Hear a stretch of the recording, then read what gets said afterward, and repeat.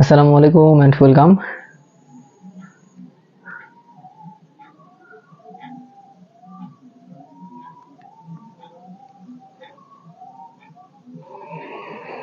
শরীফ আপু আসসালামু আলাইকুম। ওয়ালাইকুম আসসালাম, কেমন আছেন সবাই?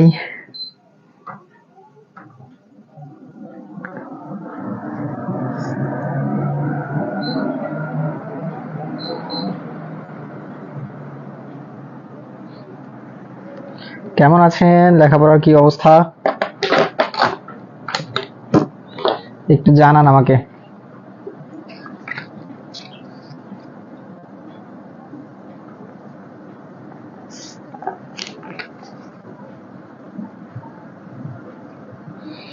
ওয়ালাইকুম আসসালাম, আমি ভালো আছি। লুবনা আপু, আপনাদের কি অবস্থা?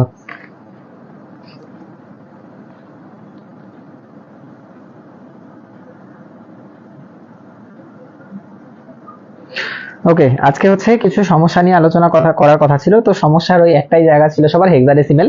এই জায়গাটা যেহেতু নাম্বার সিস্টেম হচ্ছে আমাদের ভাই পড়াইছে, কি বলে, আশিক ভাই পড়াইছে। সো হচ্ছে আশিক ভাই আপনাদেরকে বলবে ওইটা। আমি আশিক ভাইয়ের সাথে কথা বললাম, বললো যে ভাইজান আমি পরের ক্লাসে ওইটা আলোচনা করে দেবো। ওই জন্য হেক্সাডেসিমেল, ডেসিমেল থেকে হেক্সাডেসিমেল এই ধরনের যে সমস্যাগুলো, কনভার্সন গুলো আছে, এগুলো হচ্ছে আশিক ভাই আলোচনা করবে। হ্যাঁ, লেখাপড়া আগের চেয়ে ভালো হচ্ছে, আলহামদুলিল্লাহ আলহামদুলিল্লাহ। তো আমি হচ্ছে আজকে যেটা করব সেটা হচ্ছে আমরা একটু কম্পিউটারটা, যে কম্পিউটার পার্টটা আছে, আইসিডি পার্টটা না, আইসিডি পার্টের জন্য যেহেতু আমাদের পরের ক্লাস আবার আছে, সো কম্পিউটার পার্টটা নিয়ে আমরা ওভারঅল একটু আলোচনা করব। হ্যাঁ,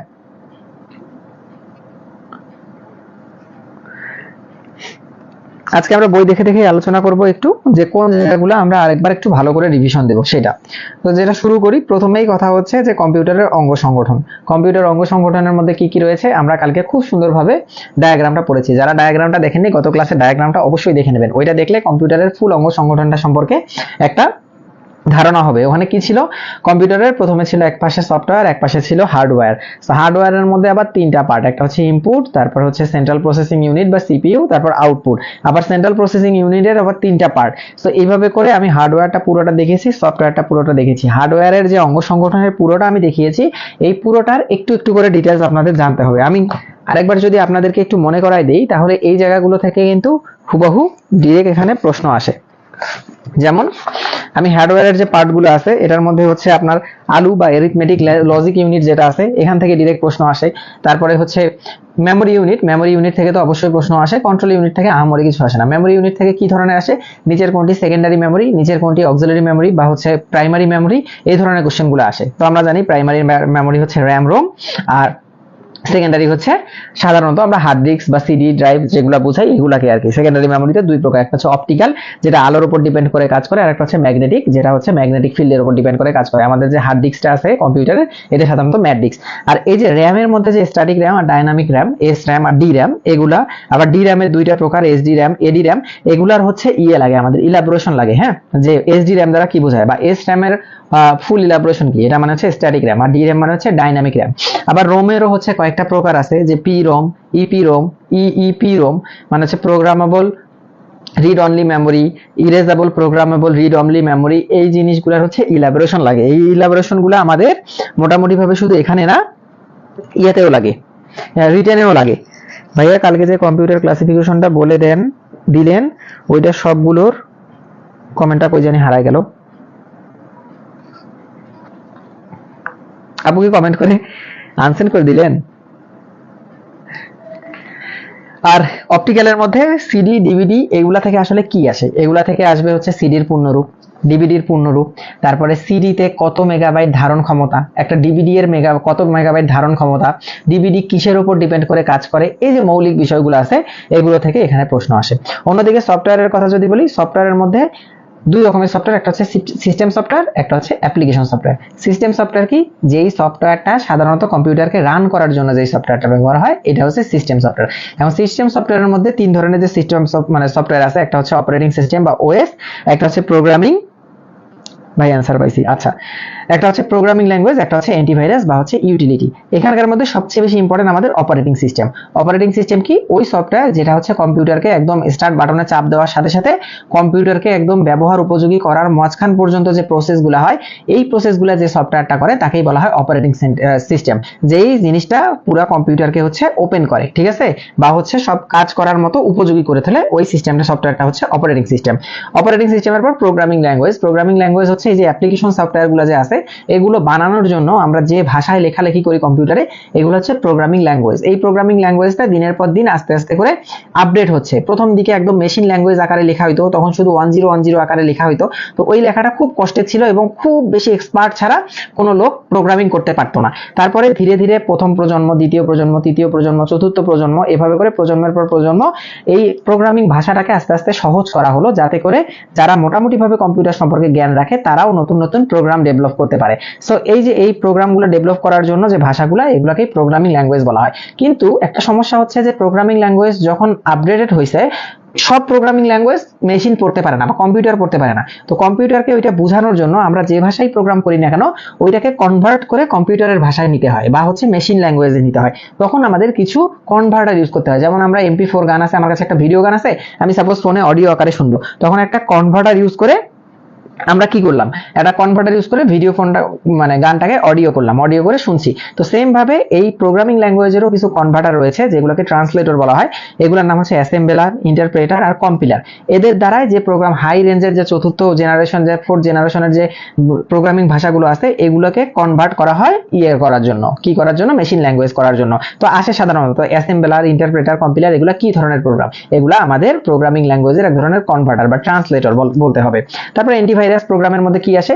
অ্যান্টিভাইরাসের বেশ কিছু নাম হচ্ছে আমাদের বইয়ের মধ্যে দেয়া আছে। অ্যাভাস্ট অ্যান্টিভাইরাস, অ্যাভিরা অ্যান্টিভাইরাস, তারপরে হচ্ছে আরো কি কি আছে, ক্যাসপারস্কি অ্যান্টিভাইরাস, এগুলার বেশ কিছু, ট্রোজান হর্স অ্যান্টিভাইরাস, এই ধরনের যে ইয়াগুলো আছে, নামগুলো যে আছে অ্যান্টিভাইরাসের, এই নামগুলো আমাদের একটু মুখস্থ রাখতে হবে, কারণ নিচে আসে এইভাবে প্রশ্ন আসে, নিচের কোনটি অ্যান্টিভাইরাস সফটওয়্যার, আমাদের ওই সফটওয়্যারগুলোর নাম দেওয়া থাকবে। ধরেন কি কি আছে, মোজিলা ফায়ারফক্স, আছে হচ্ছে আপনার ক্রোম, আছে হচ্ছে আপনার ওই যে ক্যাসপারস্কি, আর সাথে হচ্ছে মাইএসকিউএল, এরকম 4টা অপশন থাকবে। তো মাইএসকিউএল কি আমরা জানি, কালকে ডাটাবেস ম্যানেজমেন্ট সিস্টেমের একটা সফটওয়্যারের নাম মাইএসকিউএল। তারপরে ফায়ারফক্স কি, ফায়ারফক্স হচ্ছে ব্রাউজিং সফটওয়্যার। আর আমরা অ্যান্টিভাইরাস ক্যাসপারস্কি কি, ক্যাসপারস্কি হচ্ছে অ্যান্টিভাইরাস, যে সকল সফটওয়্যারগুলো কম্পিউটারে বিভিন্ন ভাইরাসের আগমন রক্ষা করে বা হচ্ছে ডিফেন্স করে, তাদেরকে অ্যান্টিভাইরাস সফটওয়্যার বলা হয়। ওকে, এই গেল সফটওয়্যারের। তারপরে হচ্ছে অ্যাপ্লিকেশন সফটওয়্যার। অ্যাপ্লিকেশন সফটওয়্যার দুই ধরনের, একটা হচ্ছে প্যাকেজ সফটওয়্যার, যেগুলো অলরেডি আমরা প্লে লিস্ট বা হচ্ছে ইয়াতে অনলাইন থেকে ডাউনলোড করে ইউজ করতে পারি, যেগুলো অলরেডি আমাদের কাজের সুবিধার জন্য বানানো আছে। আরেকগুলো হচ্ছে কাস্টমাইজ সফটওয়্যার, যেগুলো হচ্ছে বাছাইকৃত টপিক কোনগুলো, আমি সবগুলো দেখাই দিচ্ছি, বলে দিচ্ছি। যেগুলো হচ্ছে কি বলতে চাইলাম, কাস্টমাইজ, আচ্ছা, যেগুলো হচ্ছে নিজেদের আমাদের প্রয়োজন মতো আমরা বানিয়ে নেই, যে সফটওয়্যার গুলা, যে আমি সাপোজ এই যে আমি কোচিং পরিচালনা করার জন্য বা ক্লাস পরিচালনা করার জন্য সাপোজ আপনাদের একটা সফটওয়্যার বানাই দিলাম, যেটাতে হচ্ছে অটোমেটিক শিডিউল দেওয়া আছে, যে রাত 8টা বাজবে আপনাদের গ্রুপে একটা করে পোস্ট হয়ে যাবে যে এই দিন এই ক্লাস। তো এরকম যদি সফটওয়্যার আমি কোনোগুলো বানাই নিই, সেগুলোকে বলা হয় অ্যাপ্লিকেশন সফটওয়্যার। হ্যাঁ, তো টপিক বাছাই বলতে আসলে আজকের এই টপিকে মোটামুটি ভাবে কি কি জিনিস আমরা পড়েছি এগুলো একটু দেখি। প্রথম হচ্ছে কম্পিউটার পেরিফেরালস। পেরিফেরালস মানে হচ্ছে কম্পিউটারের সাথে যে ডিভাইসগুলো লাগানো থাকে এগুলা। এখানে আমাদের কি কি আছে, কিবোর্ড আছে, মাউস আছে, ওসিআর আছে। তারপরে আছে কম্পিউটারের অঙ্গ সংগঠন, যেটা আমরা অলরেডি পড়েছি। তারপরে আছে কম্পিউটারের দৈনন্দিন জীবনে কম্পিউটারের ব্যবহার, এগুলা খুব রেয়ার কেসে প্রশ্ন আসে, খুব সহজ সহজ জিনিস, এগুলো আমরা রিডিং করলেই পারবো। সবচেয়ে ইম্পর্টেন্ট জায়গা কম্পিউটার নম্বর ব্যবস্থা, যেটা আশিক ভাই আপনাদেরকে পড়িয়েছে। তারপরে ইম্পর্টেন্ট অপারেটিং সিস্টেম, যেটার কথা আমি বললাম এতক্ষণ। এরপরে এমবেডেড কম্পিউটার। এমবেডেড কম্পিউটার কি, এটা এক ধরনের কাস্টমাইজড কম্পিউটার। এমবেডেড কম্পিউটারগুলো কাস্টমাইজড প্রোগ্রাম, যেটা শুধুমাত্র একটা নির্দিষ্ট কাজ পরিচালনার জন্য ব্যবহার করা হয়। যেমন আমরা যদি এই যে ইয়াতে দেখি, আমরা এটিএম মেশিন যদি দেখি, এটিএম মেশিনে যে কম্পিউটারটা লাগানো আছে, ওইটার শুধু কাজ হচ্ছে আমি যত টাকা দিব ওই অনুযায়ী পিন কোড দিলে ও আমাকে অত টাকা গুনে দেবে, এইটুকুই ওর কাজ শেষ। ওকে যদি আমি কোনো অঙ্ক একটা করতে দেই, অথবা হচ্ছে ওই কম্পিউটারে যদি আমি গান শুনতে পারি, এগুলা করার কোনো ব্যবস্থা নাই। তার মানে স্পেসিফিক কাজ করার জন্য যে কম্পিউটারগুলো বানানো হয়, এগুলোকে সাধারণত এমবেডেড কম্পিউটার বলে। হ্যাঁ ভাইয়া, কম্পিউটারের জন্য কি ইউনিক ডিভাইস এনাফ? কম্পিউটারের জন্য আসলে স্পেসিফিক ভাবে বই এখন আর বলাই যায় না, কারণ কম্পিউটার এখন খুব ভার্সাটাইল প্রশ্ন হয়। এই জন্য কম্পিউটারের জন্য আপনারা একটা যে কোনো একটা বই, গাইড বই কিনতে পারেন, পড়তে পারেন। যেমন আমি ইজি কম্পিউটারটা থেকে পড়েছি, এখন ইজি কম্পিউটার থেকেও এত বেশি প্রশ্ন আসে না। এখন হচ্ছে সায়েন্স আওয়ারের যে রিটেন বইটা আছে এটা ভালো, কিন্তু ওটা তো রিটেনের জন্য। আরেকটা বই জানি কি নাম মনে নাই আমার। আচ্ছা, আপনারা কম্পিউটার কে কি বই পড়েন একটু আমাকে কমেন্ট করেন তো।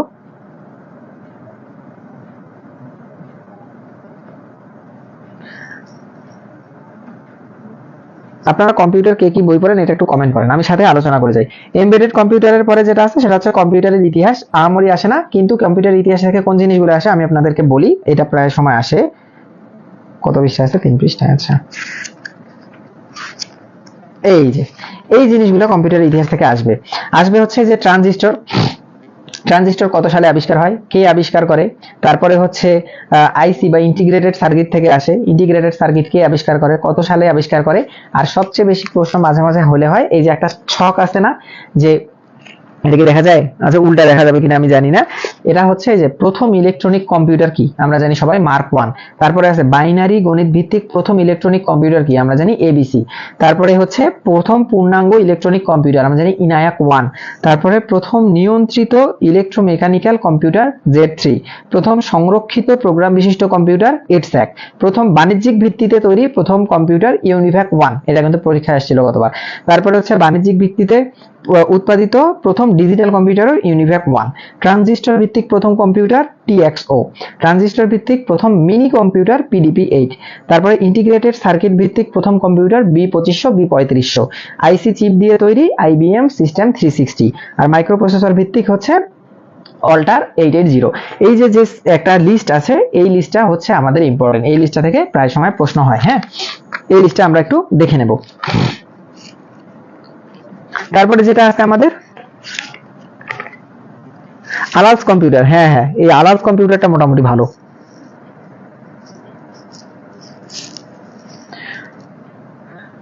ইজি কম্পিউটার আর আলাস কম্পিউটার আবার দুটোই আছে, আগে একটা থেকে পড়লে এখন দুইটা থেকে পড়ি। হ্যাঁ, এটা খুব ভালো, আলাস কম্পিউটার ভালো, এটাই আমি বলতে চাচ্ছিলাম। এখন তুলনামূলক আলাস কম্পিউটারটা একটু বেশি ভালো। ওকে, তারপরে যেটা আছে সেটা হচ্ছে কম্পিউটারের প্রকারভেদ। কম্পিউটারের প্রকারভেদটা আমাদের ইয়ার জন্য শুধুমাত্র প্রকারভেদের নামগুলো দরকার, আর কিসের উপর ডিপেন্ড করে কাজ করে এটা দরকার। কিন্তু কম্পিউটারের প্রকারভেদ আমাদের রিটেনের জন্য হিউজ ইম্পর্টেন্ট। হ্যাঁ, কম্পিউটারের প্রকারভেদ থেকে প্রায় সময় প্রশ্ন আসে। কম্পিউটারের প্রকারভেদটা করা হয় কয়েকটা বেসিসে। আমি আপনাদেরকে আজকে কম্পিউটারের প্রকারভেদটা সুন্দর করে লিখে দেই, এটা এখন নোট করে থাকেন, পরবর্তীতে যখন রিটেনের জন্য পড়বেন তখন হচ্ছে আপনারা শুধু এগুলার একটু করে ডিটেলস পড়বেন, ঠিক আছে, রিটেনের জন্য।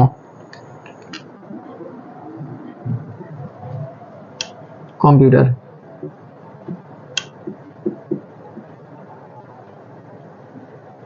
কম্পিউটারকে দুইটা বেসিসে ভাগ করা যায়। বেসিস দুইটা কি কি? একটা হচ্ছে প্রয়োগ ক্ষেত্রের ভিত্তিতে, প্রয়োগ ক্ষেত্রের ভিত্তিতে মানে কোন কোন ক্ষেত্রে প্রয়োগ করব আমরা, এই ভিত্তিতে কম্পিউটারকে কিছু শ্রেণীতে ভাগ করা যায়। আর একটা হচ্ছে কাজের ধরন ও প্রকৃতির ভিত্তিতে। কাজের, আপনি দেখবেন বইয়ের মধ্যে এগুলো এলোমেলো করে আলোচনা করা আছে, যে হুট করেই দেখবেন আপনি লেখা আছে যে সাধারণ কম্পিউটার বা হচ্ছে বিশেষ কম্পিউটার, তারপরে হুট করেই আপনি দেখবেন যে ডিজিটাল কম্পিউটার কি, মাইক্রো কম্পিউটার কি, ল্যাপটপ কি, এই ধরনের করে আলাদা আলাদা ভাবে আলোচনা করা হয়েছে। কিন্তু সুন্দর যে একটা ক্লাসিফিকেশন, এই জিনিসগুলো না থাকাতে আমরা বেসিক জিনিসটা না বোঝার কারণে অনেক প্রবলেম হয়। যেমন আমি কালকে কম্পিউটারের পুরো অঙ্গ সংগঠনটা আপনাদেরকে দেখিয়ে দিয়ে দেখেছি যে এই জায়গার মধ্যেই আসলে এই জিনিসগুলো হিডেন আছে, কিন্তু এগুলো যখন আমরা হুট করে পড়ি কোথাও থেকে তখন আমাদের মাথায় ঢোকে না। হ্যাঁ, কাজের ধরন বা প্রকৃতির ভিত্তিতে, প্রকৃতির ভিত্তিতে এই দুইটা প্রকার হচ্ছে আমাদের, মানে কম্পিউটার হচ্ছে এই দুইটা বেসিসে ভাগ করা হয়। প্রয়োগ ক্ষেত্রের ভিত্তিতে কম্পিউটার দুই প্রকার, একটা হচ্ছে সাধারণ কম্পিউটার আর একটা হচ্ছে বিশেষ কম্পিউটার। বিশেষ কম্পিউটার, সাধারণ কম্পিউটার কোনগুলো? সাধারণ কম্পিউটার হচ্ছে আমাদের যে দৈনন্দিন জীবনে আমরা পিসি ব্যবহার করি, ল্যাপটপ ব্যবহার করি, এগুলোই হচ্ছে সাধারণ কম্পিউটার। আর বিশেষ কম্পিউটার কি?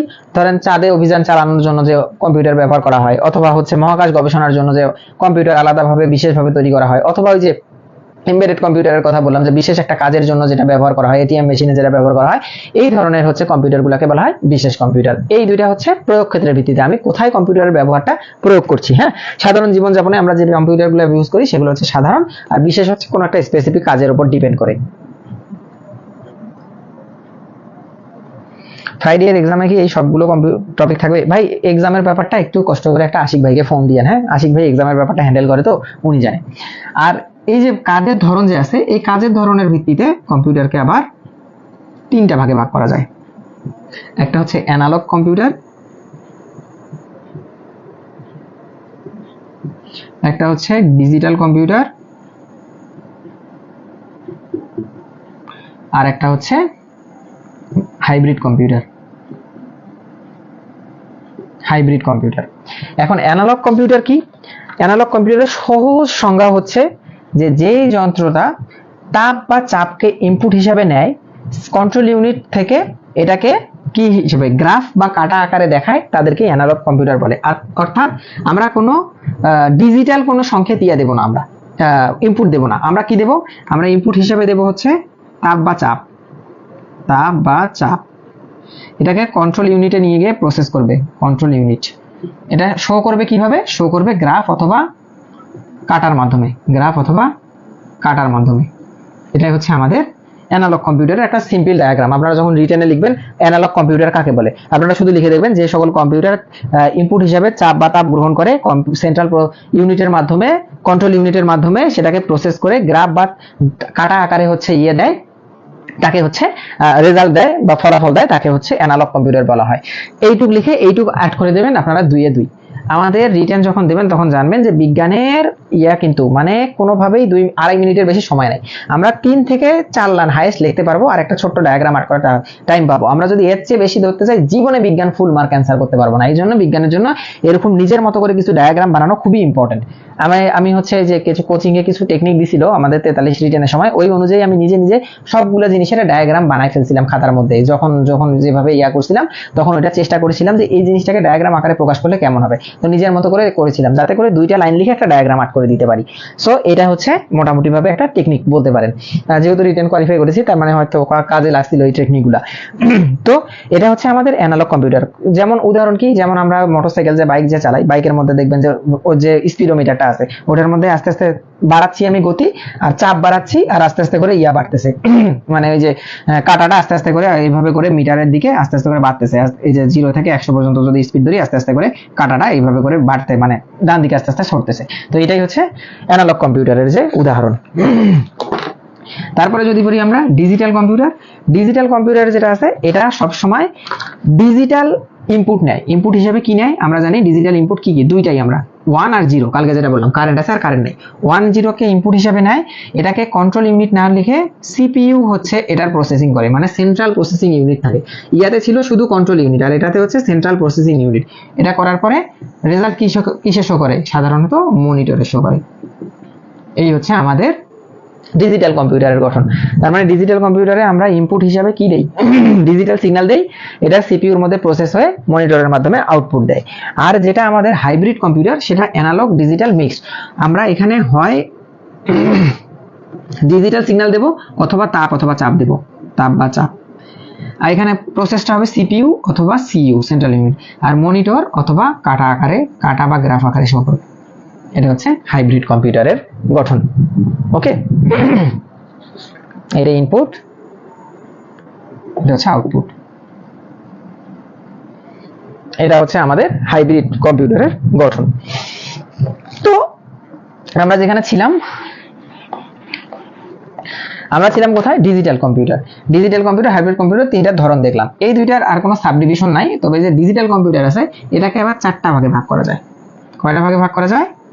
4টা ভাগে। 4টা ভাগে কি কি ভাগে ভাগ করা যায়? একটা হচ্ছে সুপার কম্পিউটার, একটা হচ্ছে ডেস্কটপ, সরি সুপার কম্পিউটার, এটা তো ইয়ার কম্পিউটারের প্রকার ভাই। তারপর হচ্ছে mainframe computer, mainframe computer, mini computer, আর একটা হচ্ছে পার্সোনাল কম্পিউটার বা মাইক্রো কম্পিউটার। মাইক্রো কম্পিউটার এই চারটা, এটা হচ্ছে super computer, mainframe computer, mini computer আর হচ্ছে মাইক্রো কম্পিউটার। এই যে মাইক্রো কম্পিউটার, এটাকে আবার সেভারাল টাইপসে ভাগ করা যায়। কি কি? চারটা ভাগে ভাগ করা যায়। সুপার মাইক্রো, তারপরে ভাগ করা যায় ডেস্কটপ, যেগুলো আমরা ইউজ করি, তারপর ভাগ করা যায় ল্যাপটপ, তারপর করা যায় হচ্ছে পাম্প টপ, হাতের তালুতে নিয়ে ট্যাবের মতো, যেটা অনেকটা পাম্প টপ। এই ল্যাপটপের দুইটা ভাগ আছে আবার, একটা হচ্ছে পিডিএ আর একটা নোটবুক। আপনারা জানেন এটা নোটবুক, যেটাতে ডিস্ক ঢুকানো যায় না, আর একটা হচ্ছে পিডিএ। এই হচ্ছে হোল কম্পিউটারের হচ্ছে শ্রেণী বিভাগ। এই শ্রেণী বিভাগটা থেকে সাধারণত প্রশ্ন আসে যে অ্যানালগ কম্পিউটারে আউটপুট আকারে কি দেখায়, অথবা ডিজিটাল কম্পিউটারে ইনপুট আকারে আমাদের কি দিতে হয়, অথবা আসবে যে সুপার কম্পিউটার। আচ্ছা, এই চারটা কম্পিউটার সম্পর্কে আমাদের একটু আলোচনা করা দরকার, যে যেটা সুপার কম্পিউটার আছে আমাদের, এই সুপার কম্পিউটারে প্রসেসর হিসেবে ইউজ করা হয়, এই সুপার কম্পিউটারের প্রসেসর হিসেবে ইউজ করা হয় হচ্ছে SVLSI। এটা কি? এটা হচ্ছে super very large scale integration. এটা কি জিনিস? তার মানে হচ্ছে এখানে কি পরিমাণ ট্রানজিস্টর আছে আর কি এই আইসির মধ্যে। সুপার কম্পিউটার আইসি মানে কি? Integrated circuit. ইন্টিগ্রেটেড সার্কিট কিসের সমন্বয়ে গঠিত? অনেকগুলো ছোট ছোট ট্রানজিস্টর নিয়ে ইন্টিগ্রেটেড সার্কিট হয়। এই ইন্টিগ্রেটেড সার্কিটের মধ্যে কি পরিমাণ ট্রানজিস্টর আছে, এটাই হচ্ছে বলা হয় যে বিভিন্ন আকারে, মানে এটাকে মাপ করা হয় যে অনেক বেশি যখন আমাদের ট্রানজিস্টর নেওয়া হয় তখন বলা হয় super very large integration circuit integration scale integration. হ্যাঁ, super very large scale integration. এখানে সাধারণত 10 লক্ষের বেশি থাকে, ট্রানজিস্টর থাকে এটার আইসির মধ্যে। আর মেইন ফ্রেম কম্পিউটার যেটা আছে, এটার প্রসেসর হিসেবে ব্যবহার করা হয় VLSI, মানে হচ্ছে ভেরি লার্জ স্কেল ইন্টিগ্রেশন। এটাতে super very large scale integration, এটাতে ভেরি লার্জ স্কেল ইন্টিগ্রেশন। যেটা আমাদের মিনি কম্পিউটার আছে, এই মিনি কম্পিউটারে হচ্ছে লার্জ স্কেল ইন্টিগ্রেশন বা LSI। আর মাইক্রো কম্পিউটার যেটা আছে, সেটাতে ব্যবহার করা হয় মাইক্রো প্রসেসর। যেমন বাজারে বিভিন্ন ধরনের যে প্রসেসর কিনতে পাওয়া যায়, মাইক্রো প্রসেসর, এগুলো সাধারণত আমাদের ইয়ার জন্য। এটা সাধারণত আমাদের কিসের জন্য? এটা সাধারণত আমাদের যে আমরা পার্সোনাল কম্পিউটার ইউজ করি এটার জন্য। বলছে ভাইয়া ল্যাপটপের প্রকারভেদ। ল্যাপটপ দুইটা, একটা হচ্ছে নোটবুক আর একটা হচ্ছে পিডিএ। দুইটা প্রকারভেদ পাওয়া যায়, ল্যাপটপ, নোটবুক আর পিডিএ। তো এই হচ্ছে মোটামুটি ভাবে আমাদের কম্পিউটারের যে প্রকারভেদটা ছিল, আমি ডিটেইলে বলে দিলাম। এই কম্পিউটারের এই প্রকারভেদগুলোর মধ্যেও এগুলার মাঝে মাঝে ব্যবহার আসে, যে সুপার কম্পিউটারের ব্যবহার কি, মহাকাশ গবেষণা সহ অন্যান্য ইয়াতে সুপার কম্পিউটার ব্যবহার করা হয়। মেইন ফ্রেম কম্পিউটার ব্যবহার কি, বাংলাদেশের প্রথম মেইন ফ্রেম কম্পিউটার যেটা নিয়ে আসছিল IBM কোম্পানি 1600 মডেলের, 1600 না 1620 মডেলের, ওইটা সম্পর্কে অনেক সময় প্রশ্ন আসে। বাংলাদেশের প্রথম মেইন ফ্রেম কম্পিউটার কোনটি? মিনি কম্পিউটার সম্পর্কে একটু জানবেন, মাইক্রো কম্পিউটার সম্পর্কে একটু করে জানবেন। এইটা কিন্তু মেইন জিনিসটা হচ্ছে এইটা, যে আমরা অনেক সময় বুঝি না যে কম্পিউটারের প্রকারভেদগুলো কিভাবে করে। আসলে অনেক জায়গায় দেখতেছি সাধারণ কম্পিউটার, আবার অনেক জায়গায় দেখতেছি মেইন ফ্রেম, মিনি কম্পিউটার। এগুলো আসলে এই যে প্রয়োগ ক্ষেত্রের ভিত্তিতে একটা ভাগ করা যায়, আর কাজের ধরন বা প্রকৃতির ভিত্তিতে একটা ভাগ করা যায়। প্রয়োগ ক্ষেত্রের ভিত্তিতে সাধারণ আর বিশেষ, কাজের ধরনের ভিত্তিতে অ্যানালগ, ডিজিটাল আর হাইব্রিড। ডিজিটাল কম্পিউটারে super computer, mainframe, mini আর ম্যাক্রো কম্পিউটার। আপনারা কম্পিউটারের প্রকারভেদটা মোটামুটি বুঝছেন কিনা আমাকে একটু বলেন।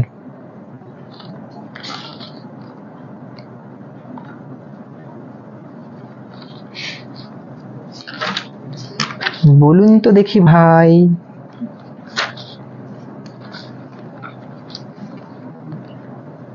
কম্পিউটার বুঝেছেন কিনা প্রকারভেদ?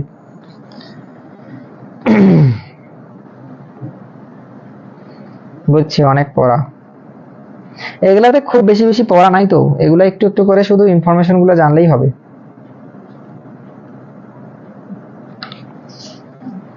এখন কি হবে? এই দেখো মা সুমন আমার পুতুল ভেঙেছে।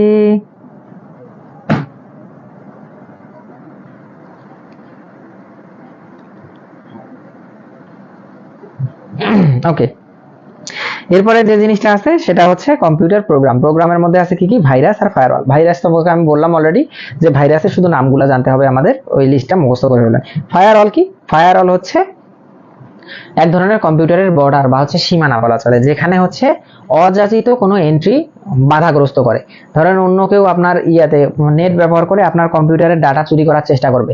এই চুরি করার চেষ্টাটাকে বা হচ্ছে ওই যেটাকে বলে হ্যাকিং বা ফিশিং, এগুলো থেকে প্রতিরোধ করার জন্য যে ব্যবস্থা আছে এটাকে বলা হয় ফায়ারওয়াল। আর কিছু না, ওইখান থেকে শুধু ওইটাই সংজ্ঞা আসে মোটামুটি ভাবে। তারপরে আছে ডেটাবেস সিস্টেম। ডেটাবেস সিস্টেম কি?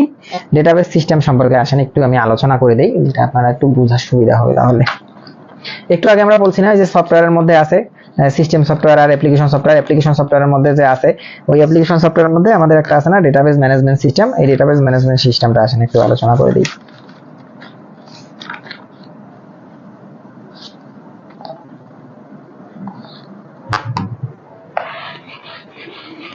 ডিবি আসলে ইয়াতে আসলে সাধারণত আসে যে ডেটাবেস ম্যানেজমেন্ট, নিচের কোনটি ডেটাবেস ম্যানেজমেন্ট সিস্টেম সফটওয়্যার। তার মানে কয়েকটা ডেটাবেস ম্যানেজমেন্ট সিস্টেম সফটওয়্যারের আমরা নাম মুখস্থ করবো, তাহলে এখান থেকে হয়ে যায়। কিন্তু ডেটাবেস ম্যানেজমেন্ট সিস্টেমটা আসলে কি এটা একটু আমি যতটুকু জানি এটা আপনাকে একটু বলে দিই। হ্যাঁ, নতুন কুড়ির গান, হ্যাঁ ভাই এই তো ভাই দেখি মনে রাখছে। নতুন কুড়িতে আগে সবসময় এই গানটা কম্পিটিশনে গাইতো মেয়েগুলা। এখন কি হবে, এই দেখো মা সুমন আমার পুতুল ভেঙেছে, হ্যাঁ হ্যাঁ হ্যাঁ।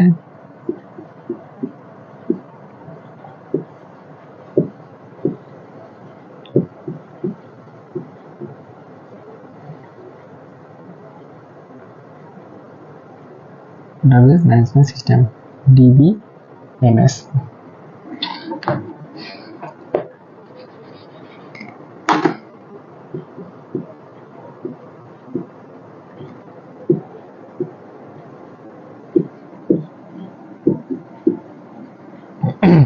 সাপোজ বাংলাদেশ সরকারের কাছে আছে যে আইডি কার্ডের নাম্বার সবার আছে, হ্যাঁ সবার হচ্ছে আইডি কার্ডের নাম্বার মানে বাংলাদেশ সরকারের কাছে মজুদ আছে। তার মানে এই ডাটাবেস যেটা আছে আমাদের, এই ডাটাবেসের মধ্যে কালেক্ট করে কম্পিউটারের মধ্যে সেভ করে রাখা হয়েছে ডেটাবেসের মধ্যে।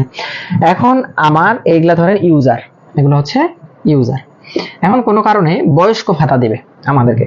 বয়স্ক ভাতা যখন দিবে তখন আমাকে বলছে, আমাদেরকে সরকার বলে দিছে যে যারা 65+ তাদের জন্য বয়স্ক ভাতার ব্যবস্থা করা হয়েছে।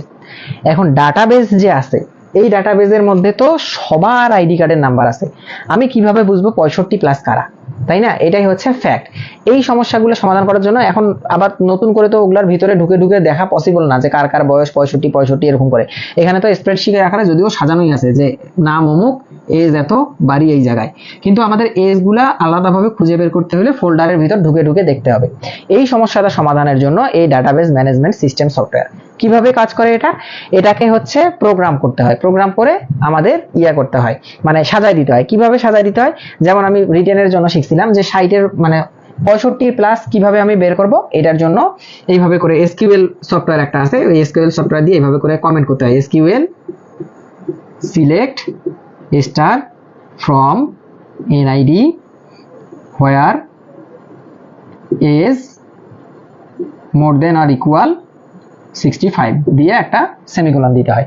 এটা হচ্ছে কমান্ড।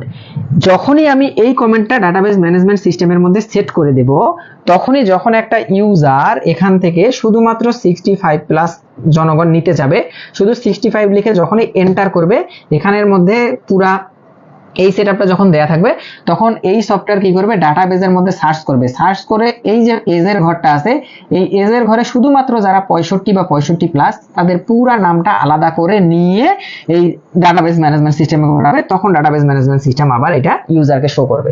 এটাই হচ্ছে ডাটাবেস ম্যানেজমেন্ট সিস্টেমের কাজ। তার মানে আমার কাছে একটা ডেটাবেস আছে, পুরো ডেটাবেস আছে। এই ডেটাবেস থেকে আমার কাঙ্ক্ষিত যে ডেটাগুলো আছে এগুলা সিলেক্ট করার জন্য যে সফটওয়্যারটা ইউজ করা হয় এটাকেই ডেটাবেস সফটওয়্যার বলা হয়। যেমন আমরা নেট ব্রাউজ করতে যাচ্ছি, আমার কাছে ফোন আছে, আমি নেট ব্রাউজ করব কি দিয়ে? বিভিন্ন সফটওয়্যার আছে, আমি ইউসি ব্রাউজার দিয়ে নেট ব্রাউজ করতে পারি, তারপরে হচ্ছে আমি ফায়ারফক্স দিয়ে করতে পারি, তারপর আমি অপেরা দিয়ে করতে পারি, যেটা দিয়ে সেটা দিয়ে করতে পারি। করলে কি হবে, এই অপেরা হোক বা ইউসি ব্রাউজার হোক, ওখানে আমি এফবি সার্চ দিলে আমার ফেসবুকই আসবে, ইউটিউব সার্চ দিলে ইউটিউবই আসবে।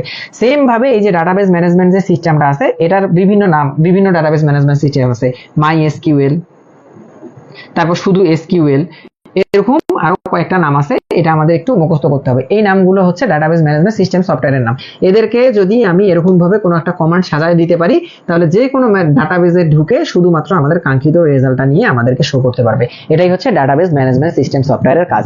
বলেন তো আমাকে ডাটাবেস সিস্টেম সফটওয়্যারটা বুঝেছেন কিনা? বুঝলে একটু লেখেন তো। নাতিন বড়ই খা, হ্যাঁ এই গানের সাথে করতো, নাচ করতো, বাপুই চ্যাংরা রে হে গাছত উঠিয়া দুইটা হা অমুক জল পহি পারিয়া দে।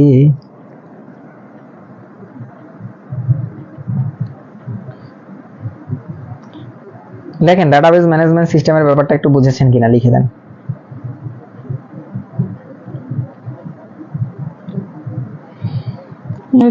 দুইটা দে রে বাপু মুখ দুইটা দে, আরো দুইটা দে রে বাপু আচারের ভাপে। ওকে, তাহলে এখান থেকে কি করবেন, ডাটাবেস ম্যানেজমেন্ট সিস্টেমের নামগুলো, সফটওয়্যারগুলো যেগুলো আছে এগুলোর নামগুলো একটু মুখস্থ করার চেষ্টা করবেন। আর ঘটনাটা তো বুঝলেন, এই ঘটনাটা আপনাদের যখন রিটার্ন দেবেন তখন লাগবে।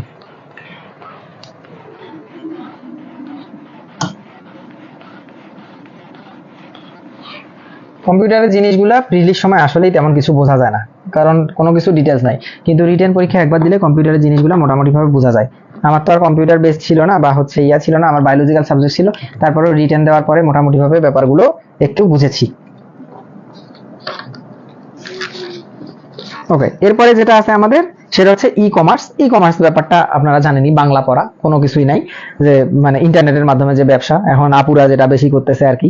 আমার ফেসবুকের মধ্যে মনে হয় মানে 100 জনের মধ্যে 80 জন আপুই এখন বিজনেসম্যান হয়ে গেছে। প্রায় সময় দেখি সারাদিন আমাকে গ্রুপের মধ্যে, পেজের মধ্যে ইনভাইট করে, আম বিক্রেতা, কাঁঠাল বিক্রেতা, অবশ্যই এগুলো ভালো। তো এটাই বললাম আর কি, এটাই হচ্ছে আর কি ই বিজনেস বা হচ্ছে ই কমার্স।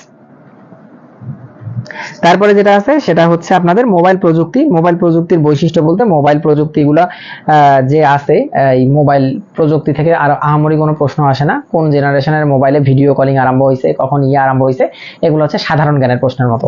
এখান থেকে আপনাদের এরকম আসবে না যে একদম সেলুলার লেভেল থেকে কিভাবে মোবাইল কাজ করে, কি করে, এগুলো কখনো আসবে না। এখানে সাধারণ জ্ঞানের মতো যে প্রশ্ন আছে ওই প্রশ্নগুলো ওখান থেকে পড়ে নিতে হবে। আর লাস্ট যেটা আছে আমাদের সেটা হচ্ছে কম্পিউটার নেটওয়ার্কে ল্যান, ম্যান, ওয়াইফাই, ওয়াইম্যাক্স, এগুলার খুবই খুবই খুবই গুরুত্বপূর্ণ জিনিস, কারণ এখান থেকে প্রশ্ন আসে।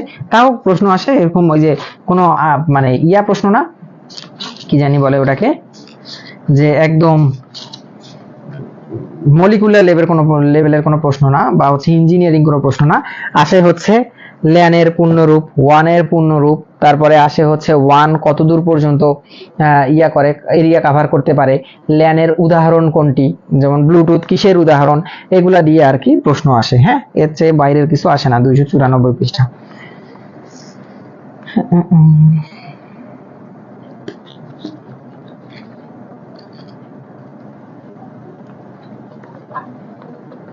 এই যে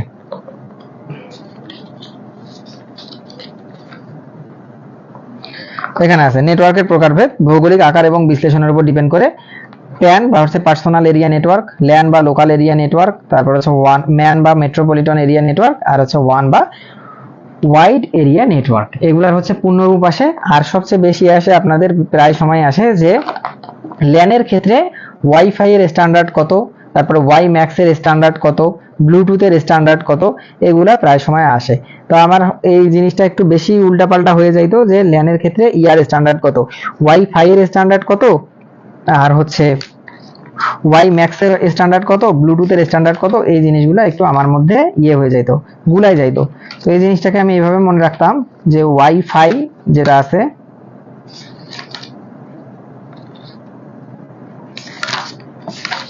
হটে গেই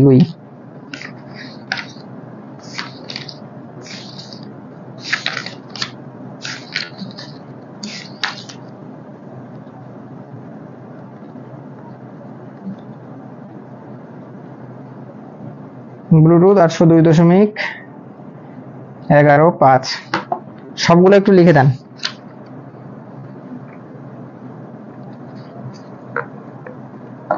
ল্যানের ক্ষেত্রে IEEE 802 পর্যন্ত ঠিক আছে, 802 এর পরে কোনটা কত এটাই হচ্ছে সমস্যা। যেমন ওয়াই ম্যাক্স যেটা আছে, আমার এইটুকু মনে রাখছিলাম যে ওয়াই ম্যাক্স যেটা আছে, ওয়াই ম্যাক্স, এই ম্যাক্স যেহেতু সর্বোচ্চ তার মানে লাস্টে হচ্ছে 16, মানে 802.16। আর ব্লুটুথে আমি ব্লুটুথ হচ্ছে 800, আচ্ছা ব্লুটুথ আর ওয়াইফাই এর মধ্যে আমার হয়তো ব্লুটুথটা ছিল হচ্ছে 802.15, আর ওয়াইফাই সম্ভবত আপনি মনে হয় ভুল লিখছেন, ওয়াইফাই সম্ভবত ছিল 802.11। এটাকে আমি কিভাবে মনে রাখতাম, ওয়াই ম্যাক্স মানে যেহেতু ম্যাক্স সর্বোচ্চ তার মানে এটা 16, 802 পর্যন্ত কোনো কনফিউশন নাই, ম্যাক্স সর্বোচ্চ 16। আর ওয়াইফাই আমি কিভাবে মনে রাখতাম, ওয়াইফাই এর ডাব্লুটা কি, এই যে দুইটা ইয়া হচ্ছে 11 এর মতো না, এই জন্য এটা থেকে আমি মনে রাখতাম 802.11। এই যে আতিক ভাই লেখছে 802.11, 802.11.5 মানে 115 না 15 হবে মনে হয়। হ্যাঁ ওইটা ভুল লিখছিলেন আপনি, আমার তাই তো আমি কনফিউজ হয়ে গেছিলাম। যে ব্লুটুথের হবে 802.15, আর ওয়াইফাই যেহেতু এই যে ডাব্লুটা হচ্ছে 11 এর মতো, এই জন্য আমি মনে রাখছিলাম এই যে 11 থেকে এটা 11, আর ব্লুটুথ হচ্ছে মাঝখানে একটা, ওয়াই ম্যাক্স তো সর্বোচ্চ তার মানে 16, আর ওয়াইফাই হচ্ছে এই যে 11 এর মতো ডাব্লু, এই জন্য 11, আর বিএল ব্লুটুথ হচ্ছে মাঝখানে তার মানে হচ্ছে 15। এইটুকু হচ্ছে এইভাবে করে একটু মনে রাখছিলাম। তো এই জিনিসগুলো এখান থেকে। তো টোটাল হচ্ছে তাহলে আমরা যদি আরেকবার একদম শুরু থেকে শেষ পর্যন্ত বলি কি কি আছে আমাদের বিসিএস সিলেবাসে। প্রথমে হচ্ছে কম্পিউটার পেরিফেরালস, যেখানে হচ্ছে বিভিন্ন কিবোর্ড মাউস ইনপুট আউটপুট ডিভাইসগুলো আছে, কম্পিউটারের অঙ্গ সংগঠনের মধ্যেও যেগুলো আছে। তারপরে আছে কম্পিউটারের হচ্ছে দৈনন্দিন জীবনে কম্পিউটারের ব্যবহার, কম্পিউটার নাম্বার ব্যবস্থা, অপারেটিং সিস্টেম, এমবেডেড কম্পিউটার, কম্পিউটারের ইতিহাস, কম্পিউটারের প্রকারভেদ, তারপরে হচ্ছে ভাইরাস কম্পিউটার প্রোগ্রাম, তারপরে ডেটাবেস সিস্টেম, তারপরে ই কমার্স, মোবাইল প্রযুক্তি, কম্পিউটার নেটওয়ার্ক। এই হচ্ছে আলটিমেটলি আমাদের কম্পিউটার থেকে পড়াশোনা। তবে এখান থেকে কিছু জিনিস স্কিপ হয়েছে, সেগুলো হচ্ছে কম্পিউটারের বড় বড় যে প্রতিষ্ঠান আছে যেগুলো সাধারণ জ্ঞানের পড়া, ফেসবুকের জনককে, ফেসবুকের হচ্ছে ইয়া কোথায়, সদর দপ্তর কোথায়, যেটা এবার আসছিল 45তম বিসিএস এ। টুইটারের জনককে, টুইটারের সদর দপ্তর কোথায়, কত সালে শুরু হয়। লিঙ্কডইনের জনককে, লিঙ্কডইন কত সাল থেকে শুরু হয়। এই জিনিসগুলো আমাদের হচ্ছে মানে ইয়া পড়তে হবে, মানে ইতিহাসের মতো, বাংলা সাধারণ জ্ঞানের মতো এগুলা পড়তে হবে। হ্যাঁ, তারপরে এখান থেকে তো আর তেমন কিছু নাই, এগুলো তো দেখলামই। বারকোড, ইয়া, প্রিন্টার, কম্পিউটারের সিটি, কম্পিউটার মেমোরি, এগুলো আমরা দেখেছি। Database management system, operating system, logic gate আছে, ডিজিটাল লজিক, যেটা লজিক গেট আমরা রেখেছি, বুলিয়ান অ্যালজেব্রা, লজিক গেট, এই দুইটা জিনিস ইম্পর্টেন্ট, এগুলো আমরা দেখেছি।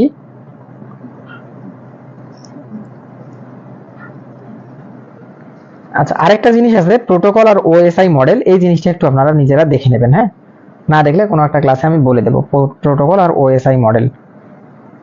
যে কোনো যে কল একটা করছি এটার প্রোটোকলটা আসলে কি, একটা মেইল পাঠাচ্ছি এটার প্রোটোকলটা কি, কিভাবে যাচ্ছে, এই জিনিসগুলা। আর ইন্টারনেট সম্পর্কে তো ধারণা আছেই, এগুলো তো নিজের একটু রিডিং পড়তেই হবে, আর তেমন কিছু নাই। এই হচ্ছে যে জিনিসগুলো বলেছি, এগুলা জোর দিয়ে পড়বেন, বাকিগুলো একটু করে রিডিং দেবেন। আর অবশ্যই প্রিভিয়াস ইয়ারের কোশ্চেনগুলো মিস করেন না, প্রিভিয়াস ইয়ারগুলো যেন খুব ভালোভাবে থাকে। এখন কম্পিউটার প্রশ্ন থেকে আসলেই কিছু বলা যায় না, এক এক সময় কেন জানি এখন এক এক রকম প্রশ্ন হচ্ছে কম্পিউটার এক একবার। সো এই জন্য আমাদের প্রিভিয়াস ইয়ারগুলো ভালো করে পড়ে রাখতে হবে, যাতে যে 4-5টা প্রশ্ন প্রিভিয়াস ইয়ার থেকে পাই আমরা, এগুলো যাতে ভুল না হয়। আর যদি খুব ইউনিক প্রশ্ন দেয় তাহলে তো কেউই পাবে না, সো এত অরিড হওয়ার কিছু নাই। কারণ সবাই এই আমরা যে জাতীয় বইগুলো পড়ি, ইজি কম্পিউটার, আওয়াজ কম্পিউটার, সবাই এগুলোই পড়ে। এগুলোর বাইরে আলাদাভাবে গিয়ে কেউ আর ওই যে আইসিটি বই, ইয়া বই এগুলো পড়তে যায় না। এগুলো অনেক বড় বড় বয়ান অনেকে দেয় যে ইয়া বই পড়তে হবে, মৌলিক বই পড়তে হবে, কিন্তু আসলে কেউ পড়ে না এগুলা। আপনি আপনার নিজের কথাই চিন্তা করেন, আমার কথাই চিন্তা করেন, আমরা কখনো এগুলা বই এত ধৈর্য দিয়ে পড়ার টাইম নেই, আর পড়লেও ওগুলা থেকে আবার ইনফরমেশন দাগিয়ে মনে রাখার মতো এত বেশি ধৈর্য নাই আমাদের।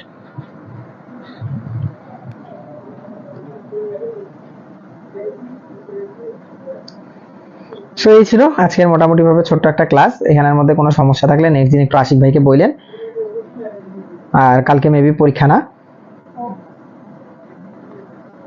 কালকে পরীক্ষা না পরশু পরীক্ষা ভাইজানেরা? পরীক্ষা কবে, কালকে না পরশু?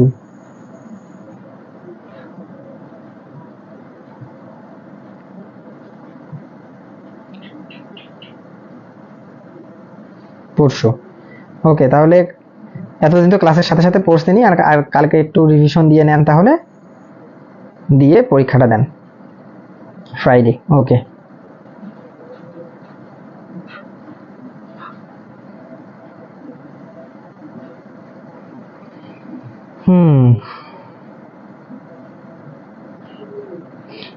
ঠিক আছে, সবাই তাহলে ভালো থাকেন, সুস্থ থাকেন, পড়াশোনা করেন, আবার ইনশাল্লাহ দেখা হবে নেক্সট উইকে।